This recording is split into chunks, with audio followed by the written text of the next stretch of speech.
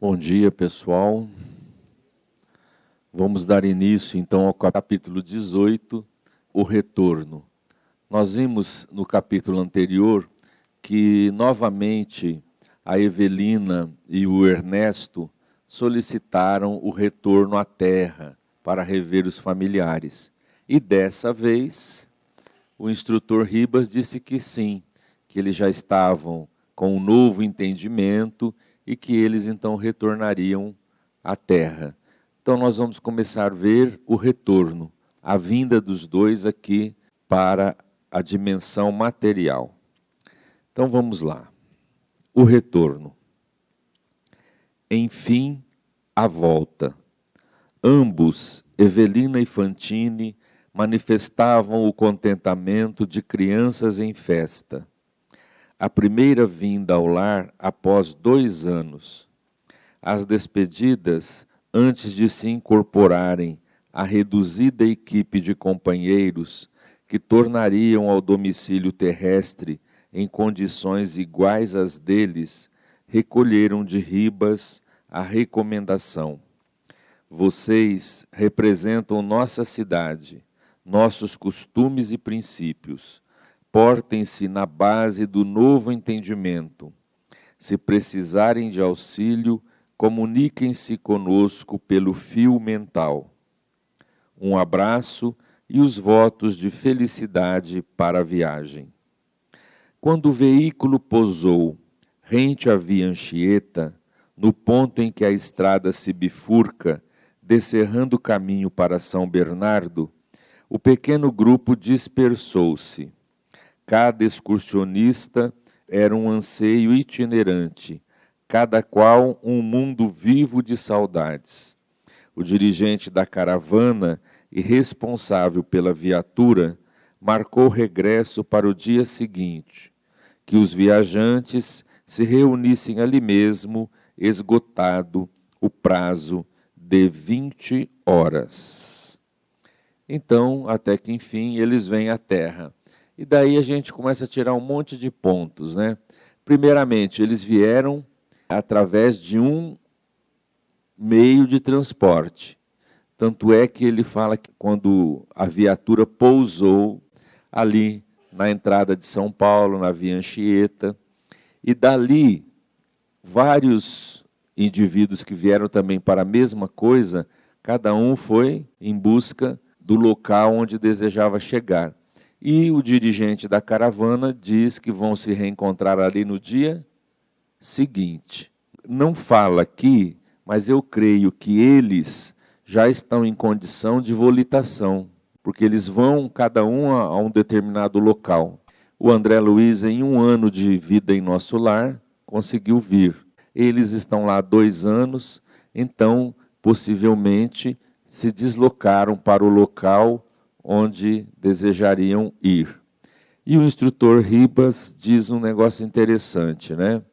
Ele fala: se precisarem de auxílio, comuniquem-se conosco pelo fio mental. A gente começa a ver como o pensamento é tudo. A gente sempre estuda, e isso ainda é um horizonte vasto para a gente entender.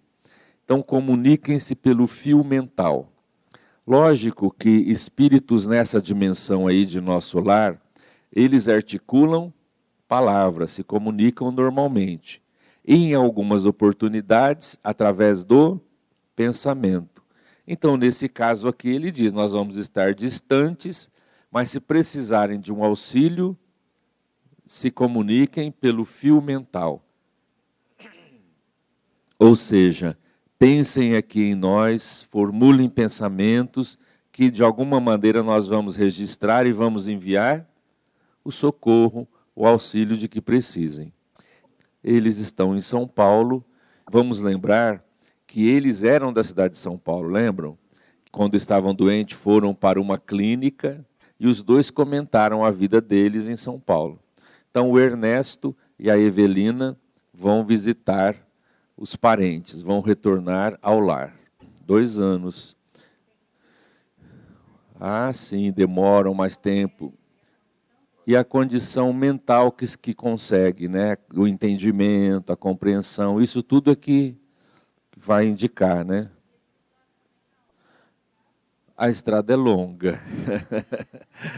E em grupo, para o mesmo lugar, eles ainda não teriam condição de virem sozinhos. Porque quando eles vêm, eles passam por regiões inferiores. Por exemplo, umbral. Né? Então é melhor uma caravana, com um dirigente, uma equipe, porque eles vão deixar o mundo espiritual e aproximar da Terra, né? Numa região difícil. A densidade e o perigo. No livro Voltei, a gente vai lembrar que o Dr. Bezerra estava levando um grupo de espíritos para a vida espiritual e havia uma ponte e os espíritos do umbral ficavam gritando, né, blasfemando, e o Dr. Bezerra disse assim, não olhem do lado, fixem o pensamento em oração e sigam à frente. Então, muitas vezes, isso pode desviar. Para esse caso, eles não detalham, por exemplo, como foi a viagem, né, e não falam da volitação, né, mas tudo leva a crer que sim. Se não tivesse esse novo entendimento, né, que o Ribas fala, nem viria, né, nem viria. Aqui e lá, quem estuda, quem medita, quem busca orientação espiritual, lá é mais fácil. Muito mais fácil, porque você já tem conhecimento. Agora, você que não pensou em nada, não tem ideia de nada, até você se acostumar com as ideias, com a situação, demanda muito tempo. Quem não tem conhecimento vai dizer que espiritismo é fantasia, né? Vamos lá. Nossos amigos respiraram maravilhados o vento brando que os saudava. Surpresos, felizes, custavam a crer estivessem na entrada de São Paulo. Embevecidos, contemplaram o céu lavado e imensamente azul no entardecer de maio. Em torno, rajadas de frio, neles fixavam recordações de tempos idos. Caminhavam sob fascinante júbilo, a lhes povoar o coração. Era, assim, a cidade para eles familiar, a terra que amavam. Inalavam sofregamente o aroma das flores e sorriam para os ocupantes dos carros que naquele fim de sábado desciam para Santos. Evelina, que trazia à mente o coração absorvidos pela imagem do esposo, em certo trecho do caminho, perfilou-se diante de Ernesto, qual se buscasse nele um grande espelho, e indagou com ternura ingênua que opinião era a dele, na posição de homem, quanto à apresentação dela. Queria estar nas mesmas características de simplicidade e bom gosto, com que o marido estimava encontrá-la no refúgio doméstico. Sabia que a situação era outra. Serpa não lhe identificara a presença, do ponto de vista material, tanto quanto lograria vê-lo. No entanto, ouvira dizer que as pessoas saudosas enxergavam os amados distantes com os olhos da alma, qual se trouxessem um televisor no pensamento. Se Caio tivesse emoções e ideias concentrados nela, certamente lhe registraria os afagos, ainda que para ele tudo não passasse de simples memória. Ernesto riu-se ao ouvi-la e elogiou-lhe a perspicácia.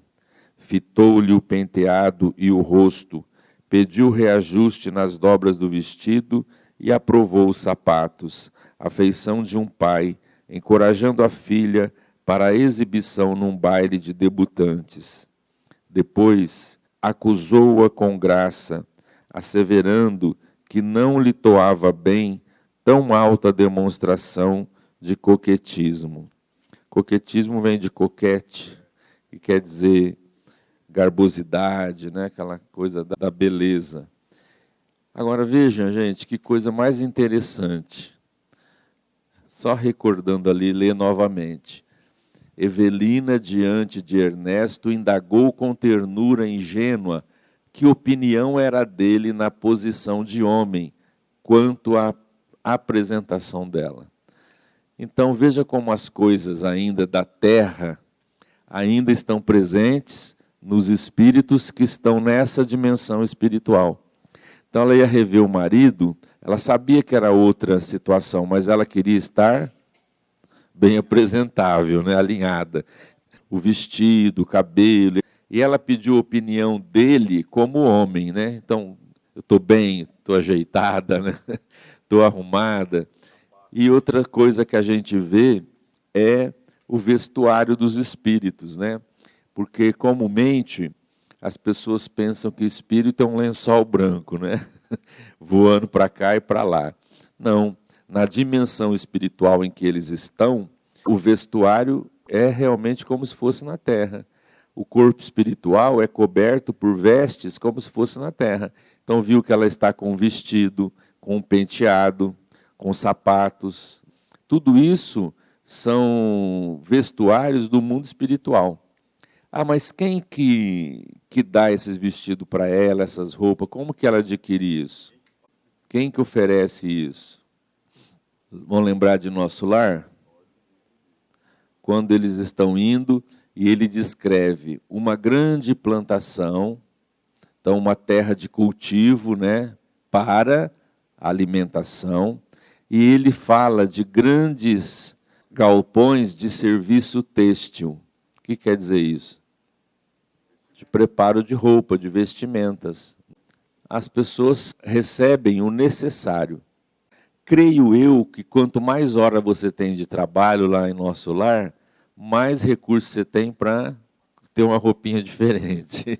Porque lembra, para entrar num negócio tinha que ter bônus horas, né? Quer dizer, quanto mais você tem recursos de trabalho, mais você consegue. Lembra que tinha que ter tantos mil bônus horas para adquirir uma casa, senão você moraria com alguém. São recursos da vida espiritual. E ela se preparou e está preocupada com a aparência. Me lembro do Chico Xavier, ele dizer que a Meimei era um espírito que guardava muito essa coisa da alma feminina. Então ele disse que ela sempre chegava bem vestida, com brincos, colares, broche, roupa bem talhada, se mostrava sempre assim. São coisas que a gente guarda da vida física e leva para lá. É natural. O perispírito é o seu corpo espiritual. A roupa você adquire. Quando você está numa condição espiritual elevada, adquirir roupa já não é com você. Você mesmo, pelo pensamento, cria um vestuário. Não, assim é porque está pertinho da terra, Nosso Lar, quase no umbral. Os espíritos nobres não têm que ir lá pegar roupa, essas coisas, nada. Isso é de dimensões muito próximas da terra. Dimensões superiores, o espírito ele mesmo se mostra como ele quer.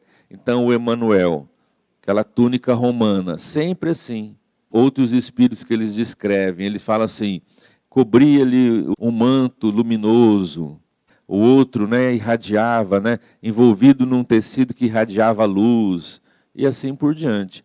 E acima desses aí, lá no fim dos fins, nem manto tem mais. É uma luz. O perispírito já sutilizou tanto que nem tem aparência humana. É uma luz. Acho que é no Voltei também que eles falam do Bittencourt Sampaio, que ele vem vindo como se fosse uma estrela. E aí quando chega ele se corporifica todo iluminado. Então perde a forma humana lá nas alturas. Então veja como a graduação, na evolução, ela está em tudo. Então você desencarna aqui perto da Terra, a vida é quase a mesma, depois melhora, melhora. E mesmo dentro da colônia Nosso Lar, a gente via quem era mais da regeneração, dos enfermos, quem era da ciência, dos aprendizados, dos estudos. mudou, né? Os ministros têm vida diferente dos demais. O governador tem vida diferente. Tanto é que a gente lembra lá o capítulo Amor, Alimento das Almas, o governador não para.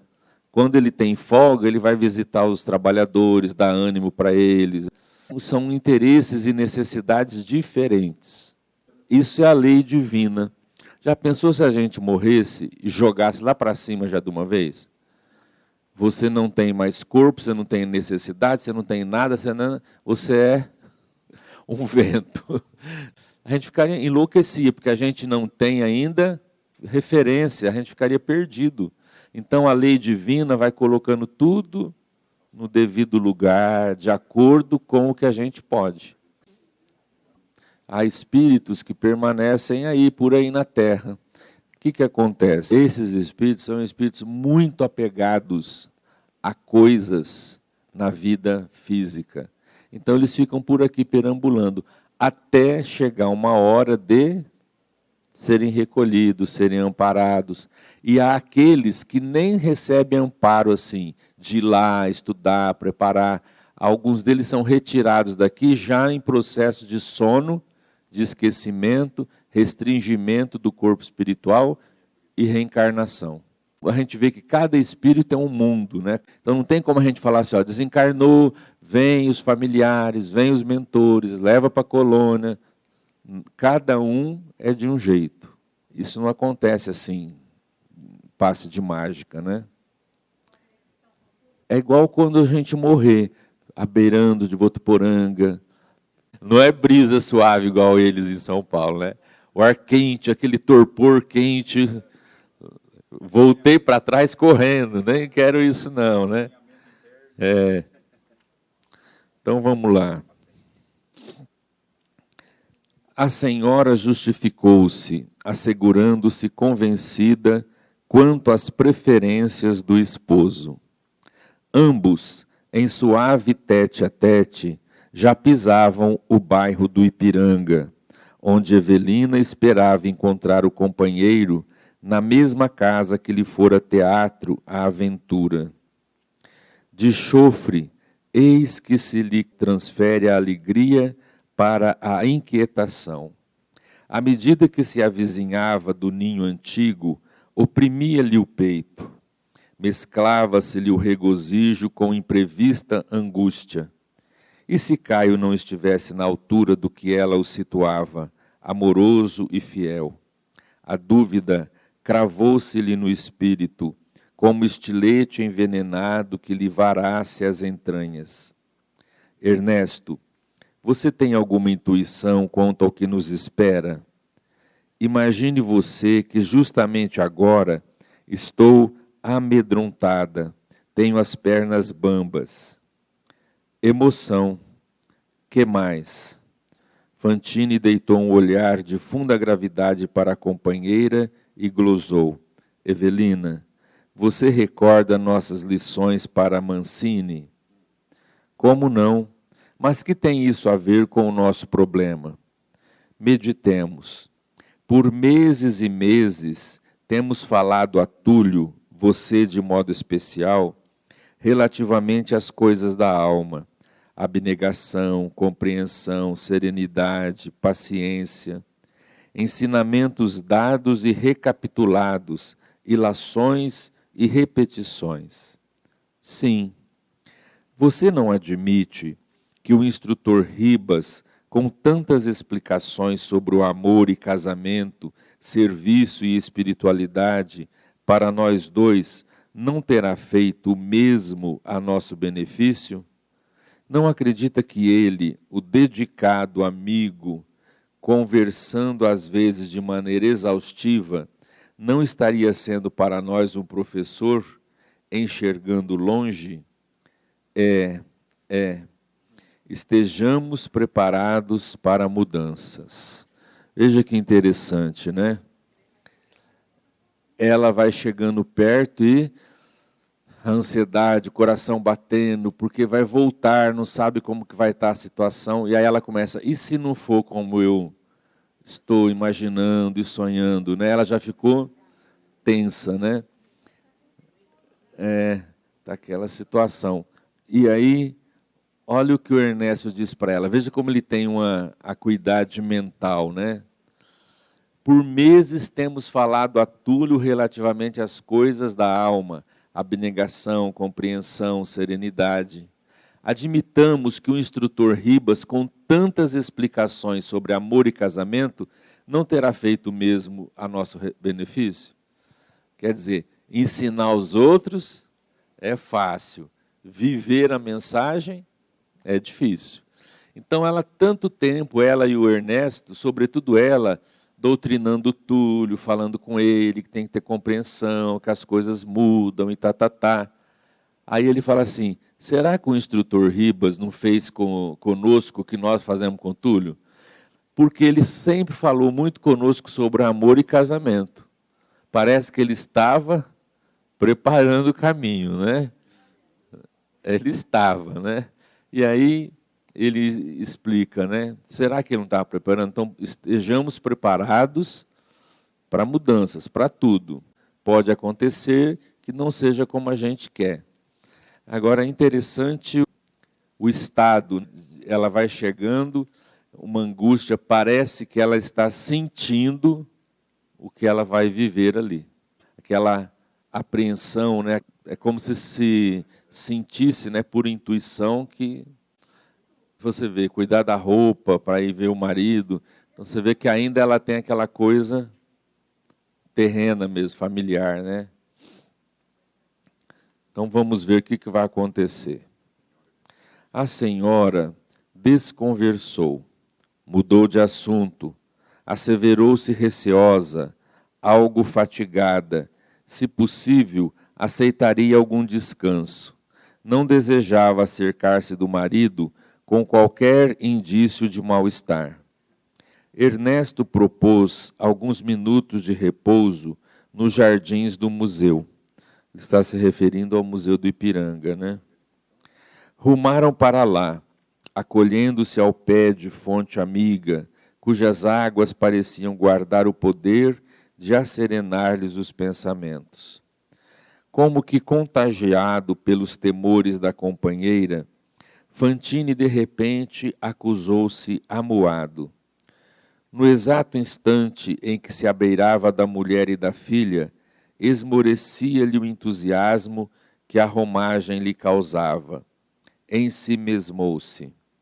Evelina percebeu e passou a falar de alegria e esperança, encarecendo o mérito das ideias positivas.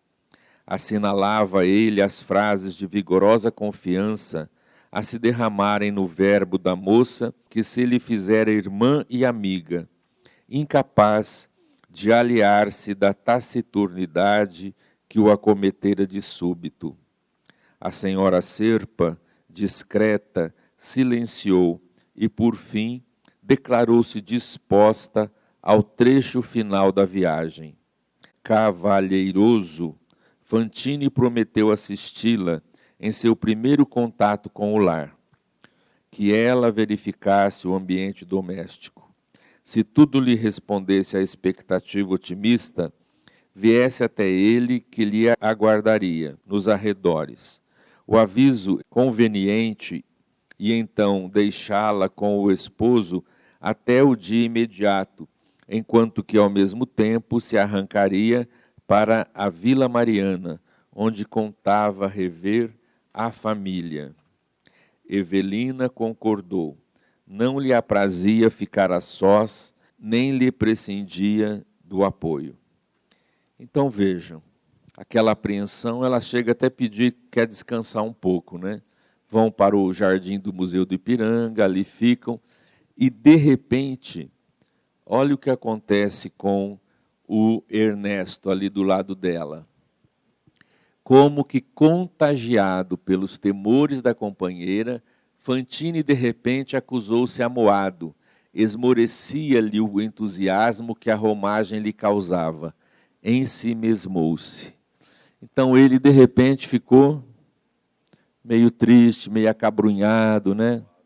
Amuado, como que se contagiasse pelo estado dela. Né? Aí a gente pode ver algumas questões. o nosso estado mental, o nosso estado emocional pode influenciar os outros. Então, se você fica perto de uma pessoa que está assim, sempre falando, chorando, reclamando, aquela coisa sempre negativa, de alguma maneira, se você não estiver cuidadoso, você entra na vibração dela, né, e absorve. Veja como é interessante. Está numa rodinha de pessoas, assim, normal. Chega uma pessoa alegre, extrovertida, que chega brincando com todo mundo, fazendo, daqui a pouco todo mundo está rindo, está falando, quer dizer, a vibração daquela pessoa contagia, envolve. Então a pessoa passa a vibrar diferente. Agora, chega lá num lugar você amuado, pessimista, lamentando, aquilo cai sobre as pessoas. Ele também, naturalmente, tem uma apreensão de voltar ao lar, mas o estado dela acabou contagiando. Aí ele ficou meio entristecido. Mas o que a gente quer ver é o que ela vai encontrar lá dentro de casa. E aí, na semana que vem, nós vamos ver. Mata o povo se não vê hoje, né? Então, vamos lá. 6 horas da tarde. A moça não mais via o céu paulistano, nem o casaril, nem os transeuntes. Coração aos pulos, aproximou-se do lar.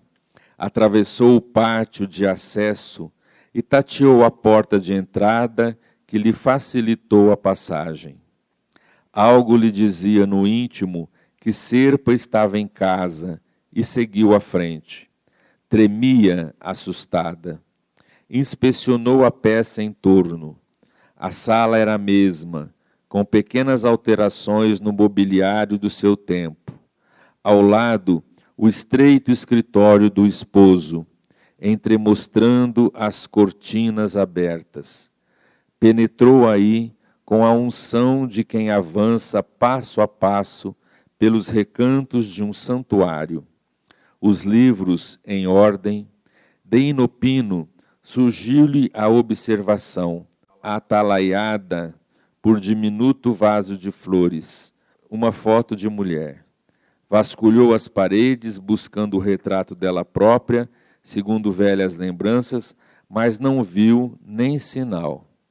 Acusou-se apunhalada por impressões negativas.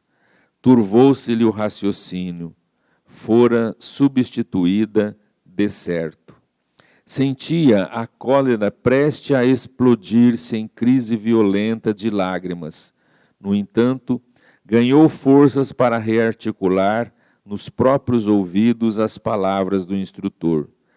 Portem-se na base do novo entendimento. Contrafeita, alcançou o interior, surpreendendo o pequeno jardim de inverno que ela mesma instalara junto à copa, e o quadro de amor com que não contava. Caio e a jovem da fotografia que examinara momentos antes. Caio acariciava a destra da moça entre as mãos, num gesto de ternura que ela, Evelina, conhecia à saciedade. Igual André Luiz essa, né?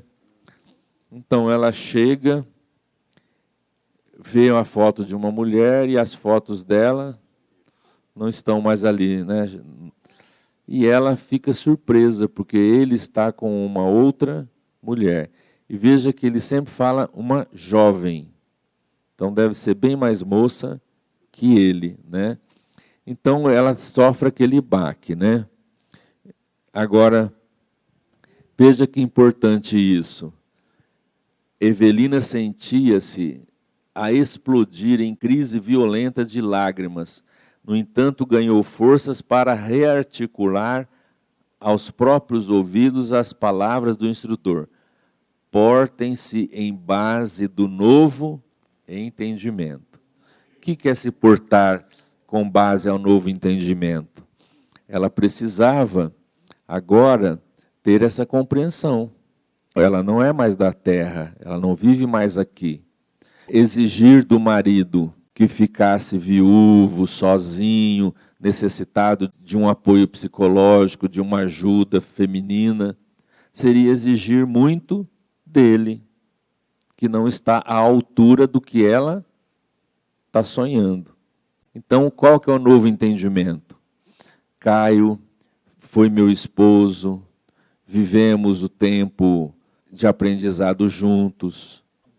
Agora, eu preciso considerá-lo um filho, um irmão que está seguindo no processo de evolução. Então, é ter um novo entendimento. Não é o meu marido. Por isso que a gente vê que ninguém é de ninguém. Nós estamos juntos.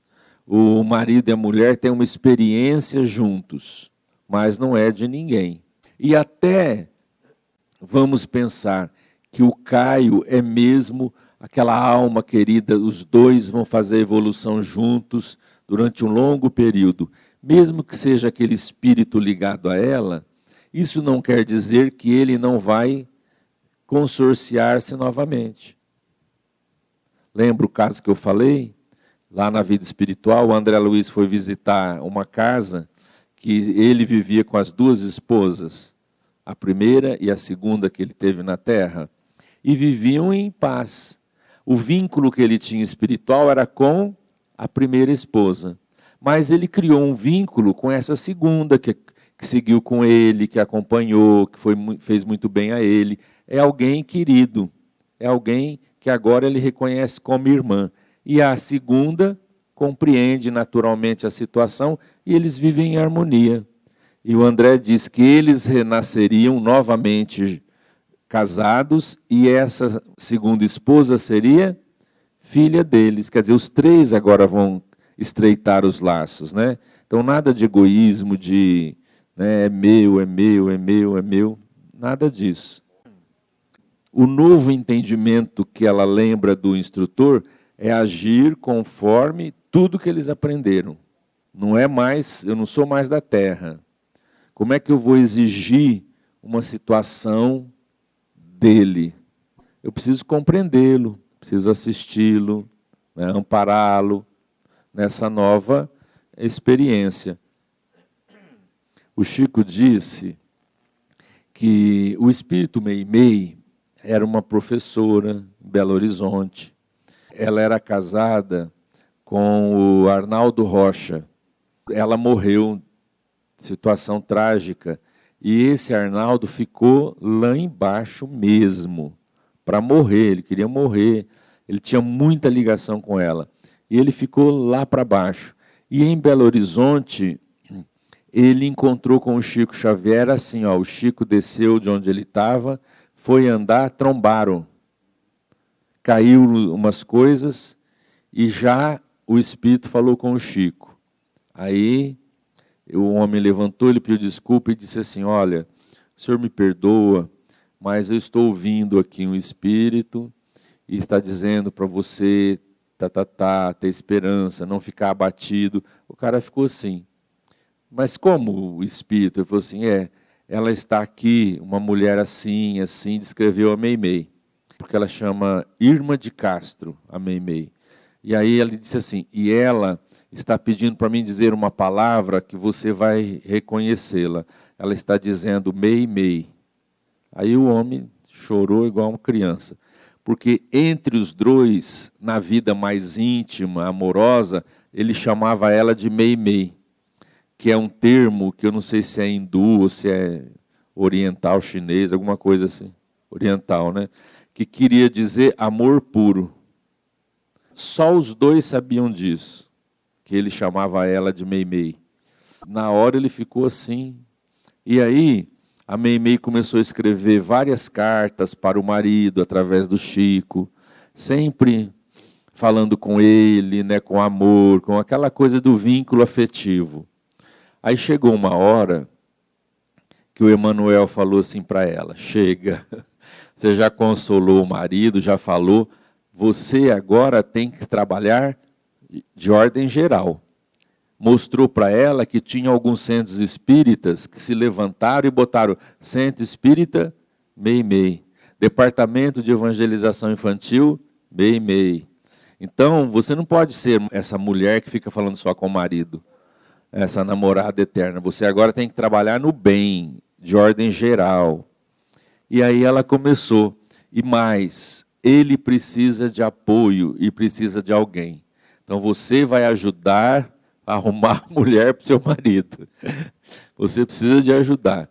E aí o Arnaldo conheceu uma outra mulher e tal, casou-se com ela. E diz o Chico que a ligação da Meimei era tanto com ela, que no casamento, o Chico foi padrinho, no casamento, a Meimei veio vestida de noiva, e diz que chorava do lado do casal ali, né? E chorava. Depois, o entendimento, tudo, ela ajudava o marido e a esposa, né, na aceitação, no entendimento, e ajudava o casal. Então, tudo, nós temos vínculos afetivos, mas nós não podemos crer que isso é posse. Posse é uma coisa, vínculo afetivo é outra. A gente diz que o amor liberta, o amor não aprisiona.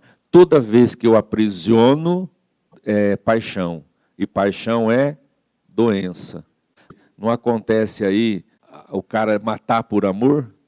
Que amor é esse? Eu matei por amor. Não, você tinha posse, paixão, doença, né?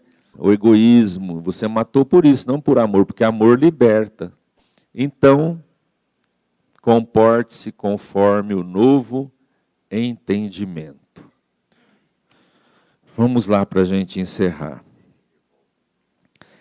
Entre revolta e pesar, ensaiou o movimento de recuo. Terríveis calafrios lhe agitavam as fibras da alma, qual se estranha lipotimia. Lipotimia é um estado que antecede o desmaio. Qual se estranha lipotimia a subjugar-se de todo, anunciando-lhe nova morte. Quis correr e denunciar-se ao mesmo tempo, gritar e afastar-se, para esconder a imensa dor no peito de Fantine, mas não pôde. Sem ser percebida pelos dois namorados, não teve outro remédio senão se acomodar em cadeira próxima, intentando refazer-se. Inquirições contraditórias lhe subiam à cabeça. Quem era a desconhecida? A mesma que lhe torturava o espírito com os bilhetes endereçados a Caio, adornados com beijos coloridos a carmim? Caio protestara-lhe amor eterno durante os últimos dias da sua permanência no lar. E a que título romper os votos que ela mantinha por relíquias do coração? A que laços novos ter-se-ia entregue o companheiro? Estaria casado ou se conservava menos responsável à maneira do homem que brinca com os sentimentos alheios, menosprezando a vida? Que lhe reservava o futuro? Fitou ambos os circunstantes, francamente assombrada com a indiferença que revelavam diante dela. Pela primeira vez, depois da grande libertação, verificava que os sentidos físicos se enquadravam a limites rigidamente determinados, porquanto Caio e a companheira, muitas vezes, pousavam nela o olhar sem que a vissem. Era, no entanto, obrigada a enxergá-los e ouvi-los, como qualquer pessoa terrestre comum, desde que não se arredasse dali. Então, é natural o baque que ela levou. A vontade era sair correndo e ir lá abraçar o Ernesto, que está lá fora aguardando, né? E falar tudo isso que aconteceu. Mas ela se recompõe, senta-se em uma poltrona e fica ali. E uma coisa que chama a atenção dela é que eles muitas vezes olhavam para ela, mas não viam. Quer dizer, estavam olhando para o lugar ali, o ambiente físico. Então ela diz uma coisa aqui muito interessante para nós, olha lá. Evelina verificava que os sentidos físicos se enquadravam a limites rigidamente determinados, porquanto Caio e a companheira posavam nela o olhar sem que a vissem. Então, olha só, os nossos sentidos físicos têm limites rigidamente determinados. Quer dizer, eu enxergo até aqui. Eu sinto as coisas até aqui. Então ela estava ali, ela, na condição de espírito, ouvia tudo, acompanhava tudo, mas eles não sentiam a presença dela, não viam nada. Então ela disse assim, como os dois mundos se tocam, mas o mundo material tem sentidos rigidamente limitados. Dali para cá não pode ver. Isso também é um processo de evolução e de crescimento nosso. Você já pensou se a gente olhasse para cá, olhasse para lá e só visse espírito aqui? A gente ia ficar bem? Não ia. Então tem essa necessidade. Se a gente visse toda a paisagem espiritual, isso conturbaria a gente. Isso nos confundiria. Então, quem é aquela pessoa que às vezes pode ver, entrever o mundo espiritual? São os médiuns. Há pessoas que, vez por outra, vê espírito. São o que nós chamamos de médiuns videntes. Então ele percebe, ele vê o espírito. A Dona Ivone tinha uma faculdade mediúnica muito ampla, a Dona Ivone Pereira, que psicografou o livro Memórias de um Suicida. Ela ficava no quarto, ela ia fazer o evangelho, vinha espírito para fazer o culto com ela. Muitos sofredores que foram suicidas, né, e vinham no culto que ela fazia sozinha em casa, e ela olhava assim, participava, falava com eles. Então, a nossa percepção é até aqui, é limitada, né? A gente não consegue vislumbrar para lá. Quando geralmente a pessoa está muito enferma, que ela vai ficando naquele estado assim, de desligamento, mais lá do que aqui, geralmente o doente nesse período começa a falar de gente que morreu. Fulano veio aqui. Essa situação física, os sentidos se ampliam quando ele fica assim. Então ele fica assim, ó, no corpo e meio fora dele. Nesse estado assim, ele entrevê espíritos. É.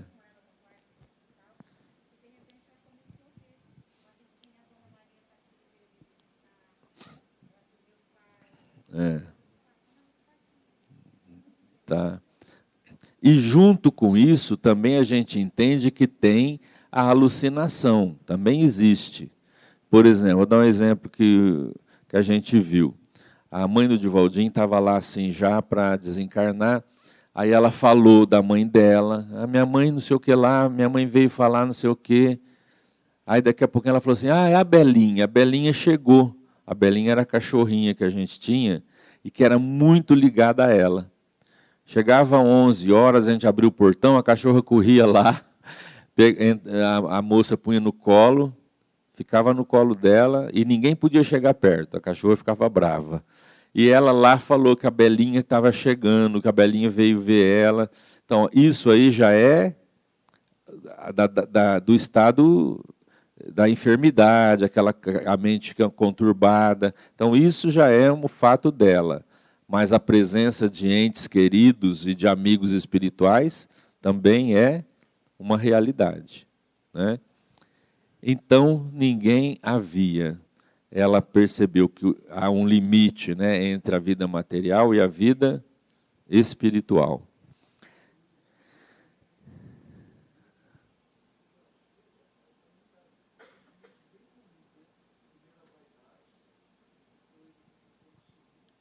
Do medo, dos ciúmes.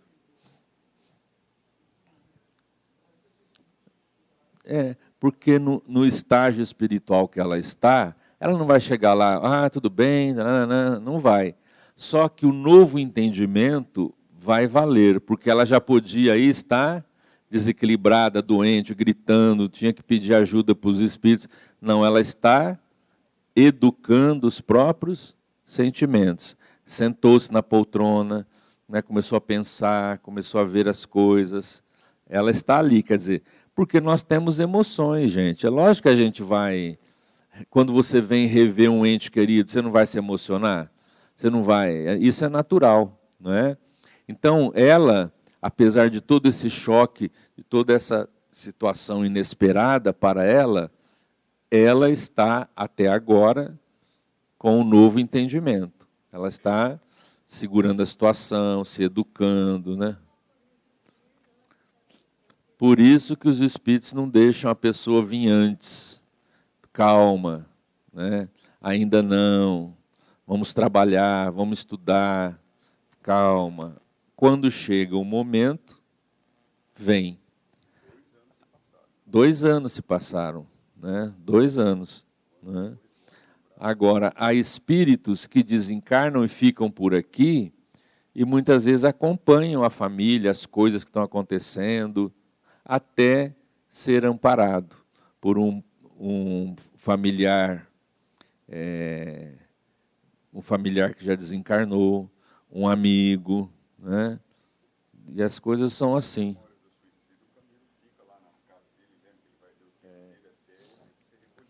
Ele está lembrando o Camilo do livro Memórias de um Suicida, que se suicidou e ficou por ali, na casa dele, vendo os livros, não sei o que lá, até que ele foi reconduzido. Então, cada um é uma experiência. Ela e o Ernesto acordou lá, foi para a cirurgia, aqui na Terra, e acordou lá.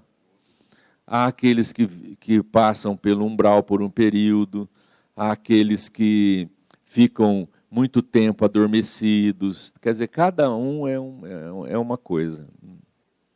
Sim, ela está falando assim, e os espíritos não contam para a pessoa que está lá o que está acontecendo aqui na Terra. Logicamente que não, porque isso poderia abalá-los, né, prejudicá-los no reequilíbrio, né? Então, tudo é a seu tempo.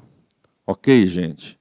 Na semana que vem, a gente vai continuar esse capítulo e vamos ver o que a Evelina vai fazer. Agora, eu digo para vocês, nesse e no outro capítulo vai ter uma surpresa, mas uma surpresa impressionante a surpresa, tá? Não leiam em casa, não pode, é proibido, tá?